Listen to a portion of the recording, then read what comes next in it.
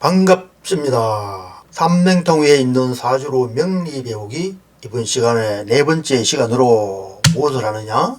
삼명통의 해독 3권에 있는 210페이지에 있는 천지전일에 관한 그 사주가 두 개 있는데 이 사주를 가지고서 이번 시간에 논해보도록 하겠습니다. 천지전일은 봄의 을묘 신묘, 여름의 병호 무호, 가을의 신유, 겨울의 임자 병자, 이렇게 천지전일이 되는데 간지나범이 네 계절에서 오로지 왕하게 된 것이 이에 해당한다. 이렇게 설명했는데 이 말은 봄의 을묘, 신묘, 이것은 무엇을 말하느냐? 음력으로 1월, 2월, 3월이 목계절이죠. 인묘진으로서 목의 계절인데 이 목이 왕한 계절에 일이 무엇이냐? 을묘, 신묘가 되면은 목이 과하게 되었다. 목이 너무 과하게 되었다. 이렇게 과하게 된, 즉 왕하게 된 이러한 것을 말한 것입니다. 또 보면은 무릇 명이 이 같은 일이 되고 내 계절에 생하고 다시 본명에 또 왕것이 도달하여 공이 이루어져 물러가지 못하게 되었기 때문에 문제가 발생한다. 이것을 말한 것입니다. 물이 과하게 되면 손상되는 것과 같은 것인데 주는 요절한다. 이렇게 설명했습니다. 주는 요절한다. 사망을 할 수 있게 된다. 이 말이죠. 현미부에 이르기를 한신이 이 형벌을 당한 것은 오직 천지전살에 의한 것이라 하였다. 이것을 어렵게 생각하지 말고 아주 쉽게 생각하면은 너무 과하면은 지나치게 과하면은 문제가 생긴다는 그 말이거든요. 아주 과하면은 사주에 화가 너무 과하다, 또는 목이 너무 과하다, 수가 너무 과하다, 금이 너무 과하다, 이렇게 과한 것을 말한 것입니다. 밑에 한신의 명조를 검색해서 찾아보니까 한신의 명조가 신유, 정유, 을묘, 을류로 되어 있습니다. 을묘일이죠. 천지전일이죠. 그리고 이 사주에서는 일이 과하다기보다는 일에 있는 을묘, 목이 과하기보다는 사실은 신, 금이 과하죠. 금이 너무 과하다 합니다. 원래 자연은 인묘진, 봄이 쭉 올라가다가 어느 순간에 화로 변해서 퍼지게 되죠. 이렇게 세상으로 퍼지게 되는 겁니다. 그리고 다시 퍼지는 것이 또 어느 정도 이르게 되면은 이것이 다시 어떻게 되느냐? 수축하게 됩니다. 즉 가을이죠. 퍼지는 것을 막아주는 거죠. 막아줌으로 해서 이게 다시 수축하여 내려와서 금이 되고 다시 수로 변하게 되는 거죠. 다시 오행으로 이야기해서 수로 이야기하면은 바다에 있는 물이 봄에 정벌돼서 솟아오릅니다. 이렇게 솟아오르다 어느 정도 올라가면은 이게 계속 가는 것이 아니고 어느 순간에 확산이 됩니다. 확산, 퍼지게 되는 거죠. 세상으로 쫙 퍼지게 됩니다.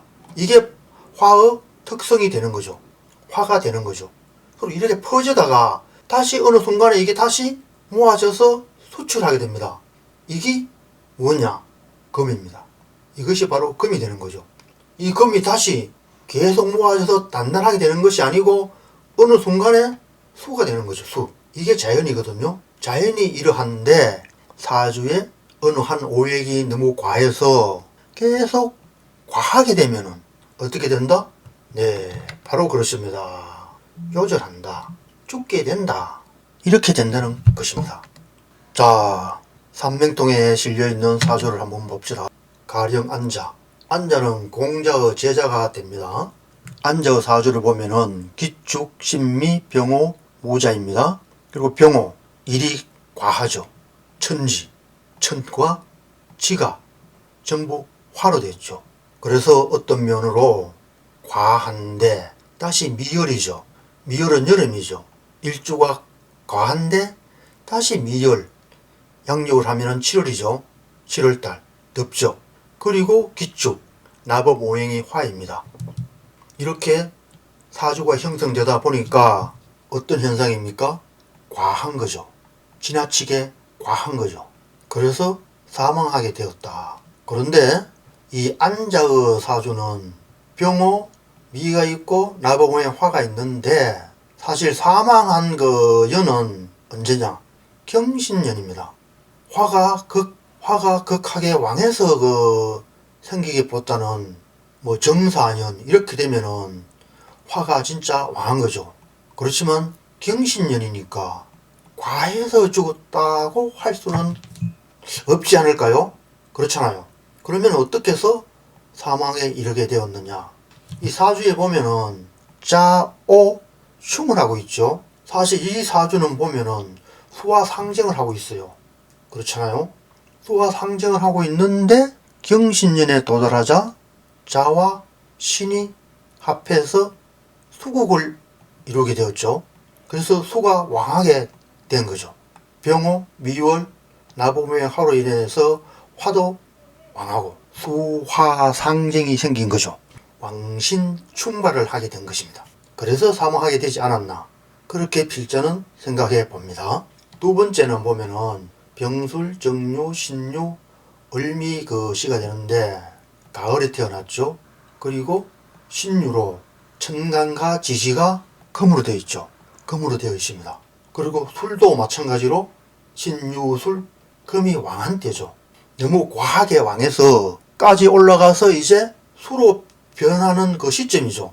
그러니까 사실 보면은 수로의 중반까지는 차라리 6월의 금보다 수로의 금이 더 강하다고 할 수가 있는 것입니다.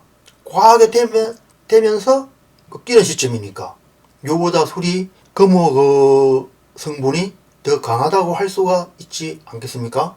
그렇잖아요. 이러한 점에서 살펴보면은 이 사주는 금이 굉장히 강하다고 할 수가 있겠습니다. 이 사주는 비록 연어 나보 모행이 토이지만은 금이 과다하죠. 이 사주는 가을에 태어난 사람으로 일에 신유를 만난 것인데 비록 본명이 토가 되었지만 임신년 경술월에 수명이 멈추었다. 이 사주는 확실하게 금이 과다해서 사망한 그런 사주가 되겠습니다. 그래서 천지 전일에 관해서 두 사주를 살펴보고 여러 가지 정황을 살펴보니까 결론은 구태여 천지 전일이라는 그 살에 구애받지 말고 사주가 중화를 이루지 못하고 지나치게 과하게 됐을 때 무엇이 과하다고? 어떤 한 오행이 너무 지나치게 과하게 되었을 때 과하게 됐는데 다시 나범 오행까지 그 과한 것을 도와주게 되는 그런, 즉 나범 오행도 같은 오행이 된 그런 경우에 사망할 수 있다. 흔히 이야기하기를 사주는 중화를 이루어야 한다고 하는데 신강약의 중화를 이야기하는 것이 아니고 격이 중화를 이루어야 한다. 그런 것에 집착하면 안 되고, 그러면 무엇이냐? 각 오행과 오행들의 중화를 생각하여야 한다는 것입니다. 예를 들어 이 사주 보면은 금이 너무 과하죠. 그리고 을은 어떻게 해요? 미어 고에 뿌리 내렸죠. 그리고 천간에 정병이 있지만 술밖에 없잖아요. 그리고 수는 또 없잖아요. 이 사주는 금으로 완벽하게 치우친 사주죠. 그리고 나범오행도 금이 또 있잖아요. 심지어 나범오행에도 수가 없잖아요. 이 사주는 확실하게 과해서, 너무 과다해서, 무엇이 금이 너무 과다해서 수명을 멈추게 된 그러한 사주라고 할 수가 있겠습니다. 임신년 경술월 역시 또 금이잖아요. 이상으로 다음 시간에 또 다른 사주를 가지고 논해보도록 하겠습니다.